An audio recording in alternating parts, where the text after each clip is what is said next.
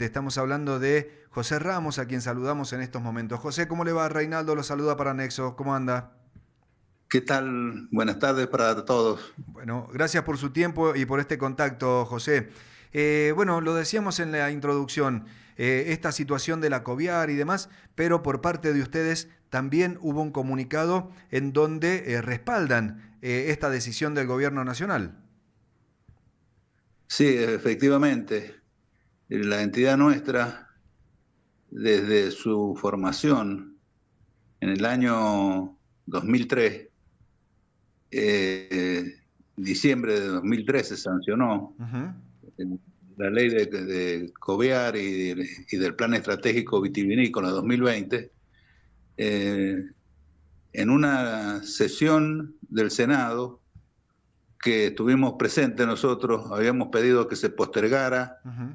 la decisión para que se incluyera eh, el aspecto fundamental para nosotros, que es la rentabilidad del productor, Claro. que, bueno, eh, en razón de que no se comprendía, eh, partiendo del precio de la uva, partiendo del productor hasta el consumidor en el vino o demás, cada una de las etapas, partiendo de eso, viendo que no estaba reflejado el interés de los productores en la ley de Covian, nosotros, es decir, se sancionó igual, prácticamente entró un día antes al Senado, se sancionó sin que los senadores prácticamente la leyeran, Ujú. y así se fijó un destino que no fue bueno para los productores porque en el transcurso del tiempo de la acción de Coviar han desaparecido casi la mitad de los productores. Claro. Las bodegas no les ha ido tampoco bien, aquí en San Juan por lo menos, prácticamente la mitad de las bodegas han cerrado. Así es que, y después las exportaciones que tenían que favorecerse, favorecer las exportaciones, el plan estratégico vitivinícola aspiraba a elevar las exportaciones a 2.000 millones de dólares. Bueno, prácticamente no se mantuvo ni siquiera las exportaciones que teníamos en ese momento. Es decir, Claro. que el, la oposición nuestra, aparte la entidad nuestra y la Federación de Viñateros de San Juan, que eran las entidades con personería que no fueron incluidas en su momento Claro. tampoco dentro de la COVIAR. Es decir, que se había hecho exclusión de una parte de los productores y en definitiva un fracaso en el accionar, y hemos llegado a este momento donde estamos atravesando una crisis monumental en la vitivinicultura, la Claro. peor de los últimos 50 años. Y bueno, la COVIAR, que tenía que desarrollar ese plan estratégico para que nos fuera bien, nos fue realmente peor de lo que Claro. nosotros imaginábamos. Terminaron perjudicados ustedes. José, en este contexto, ¿cómo se manejaba? ¿Cómo era este plan? ¿Ustedes tenían que aportar todos los meses? ¿Cómo es por cantidad de kilos de lo que ustedes producían? Explíquenos cómo se manejaba. Bueno, en principio se intentó cobrar a los productores, pero como la justicia ante el reclamo nuestro de acción de inconstitucionalidad nos dio razón en que el productor viñatero no estaba comprendido, excluyó del cobro al productor del canon fijado, que se fijó en su momento por ley y después se ha ido actualizando. Eh, entonces, quedó en cabeza de las bodegas, y como órgano de aplicación de la sanción para el que no cumplía con el pago en términos, Ujú. era la paralización del establecimiento. Ningún Ah, claro. impuesto en el país por algún atraso le paralizan la actividad a cualquier establecimiento productivo, es decir, atenta contra la libertad de trabajo. Claro, totalmente. Esto y otra serie de irregularidades en la sanción de la ley, Claro. como en definitiva, por no haberse analizado en profundidad, podíamos haber tenido una ley que nosotros pretendíamos que fuera como la que tenía en el Instituto de la Hierba Mate, que le fijó al productor el valor de su producción desde la hierba seca o hierba verde, hoja verde Claro. o hinchada. Entonces, bueno, después, con el transcurso del tiempo, hubieron más opiniones disidentes que hicimos causa común, como fue Bodegas de Argentina, Viñateros y Bodegueros del Este, que son entidades de Mendoza, productores del Este también. En definitiva, ya nadie quería las bodegas que Claro. veían continuamente sancionadas porque con la crisis que hemos venido padeciendo, costaba pagar el canon por poco que fuese, pero tenían que tener el dinero para pagar eso si querían salir de la inmovilización del establecimiento. Claro. ¿Ustedes consideraban que esto en definitiva no favorecía para nada a los viñateros y obviamente era un canon que tenían que pagar a costas de no sabían qué? Y sí, el plan estratégico vencía en el 2020, Ujú. como por una de las pocas veces que le tengo que dar la razón a Stusenege. Es decir, se prorroga por acción de la misma consejo directivo y no por una ley como debía ser. Y Claro. por otro lado, el Instituto de Vitivinicultura, que tiene la misión de fiscalizar la genuinidad, la calidad, la propiedad de los vinos, Claro.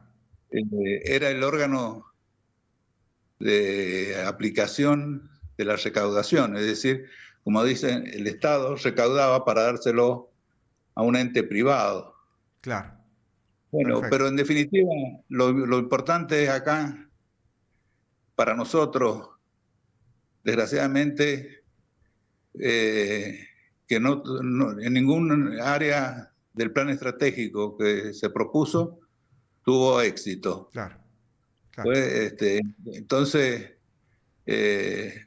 lo que nos quita que nosotros tenemos que proponer, y lo estamos proponiendo en las distintas reuniones que hemos tenido con las autoridades y con otras entidades, proponiendo un esquema que nos saque de esta crisis de precios que tenemos. Hace 2 años que estamos vendiendo al mismo valor con toda la inflación de más del 120% que hemos tenido en 2 años. Así es que hay una paralización en el sector agropecuario aquí, pero en particular en la vitivinicultura, que es la Bien. principal actividad, ¿no es cierto? José, ustedes están pidiendo de alguna manera también que ante esta situación, en este contexto, que el Instituto Nacional de Vitivinicultura recupere las facultades que han sido disminuidas de alguna manera. Exacto, exacto. Por ejemplo, anticipó la fecha de liberación, que era el primero de los vinos nuevos, Ujú. generando un sobrestock ficticio. Anticipó junto con la terminación, junto con la cosecha. Prácticamente cada establecimiento libera el vino cuando le viene bien al consumo, ¿no? Al consumidor. Claro. Y entonces esos 300, 400 millones de litros que se iban a comercializar de vino de la cosecha pasada hasta junio, quedaron en la oferta. Por eso es que el vino de traslado y en consecuencia la uva pagan moneda los Claro. fraccionadores, Ujú. y porque hay sobrestock, pero no, ese sobrestock se podía haber neutralizado, como nosotros le dijimos al gobernador, en la entrevista que tuvimos con otras entidades, el caso de la asociación planteaba que la única medida que pretendíamos era que el vino se liberara el 1 de agosto. Bien. Fue la fecha, históricamente esa fecha fue la fecha de liberación. El vino nuevo. Con Claro. eso no hay excedente, se equilibra el mercado, pero por otra parte también se dejó de fijar el grado alcohólico. Cada bodega fija el grado alcohólico que le venga bien. Ujú. Es decir, y se sacó del control, la fiscalización al instituto de las bodegas. Claro. Esto es que ya no hay inventario, no hay solamente control en góndola. Bien. Nosotros pretendemos que el instituto tenga una acción no tan ajustada como la tenía antes, porque hay otros mecanismos de control, como es el agua exógena, Bien. el agua que no es de la agua, que controlando eso controla el estiramiento, Ujú. pero también pretendíamos que se controle la propiedad del vino de los terceros, porque ya ocurrió en la época en que no estaba ese mecanismo de control de los vinos de terceros, que muchas bodegas habían vendido al momento de entrar en falencia, no estaban los vinos propiedad de los maquileros, Claro. que, que ahora puede volver a ocurrir porque no hay ningún tipo de control sobre la propiedad. Perfecto. José, todo esto está plasmado en el comunicado que ustedes dieron a conocer en el día de ayer. Eh, bueno, por supuesto que adherimos a esta decisión del gobierno nacional de quitar el, el aporte obligatorio, hacerlo optativo. No significa que se disolvió la COVEAR, Ujú. sino que ahora va a depender de los que quieran apoyarla, que pongan el dinero para su sustento. Claro, claro, se entiende. Que, que en alguna medida eso puede acercar un recurso más pequeño a los productores, porque el industrial tenía que hacer su costo de elaboración y cargarlo, en definitiva, se lo cargaba sobre la cabeza del productor, Ujú. aunque no figurara directamente. Claro, claro, se entiende, José. Bueno, agradecerle desde ya este contacto telefónico, darnos a conocer cuál es también el pensamiento y cuál es la posición por parte de los viñateros independientes de la provincia de San Juan ante esta situación. José, le agradezco el contacto, le mando un abrazo grandote, que ande bien. ¿No?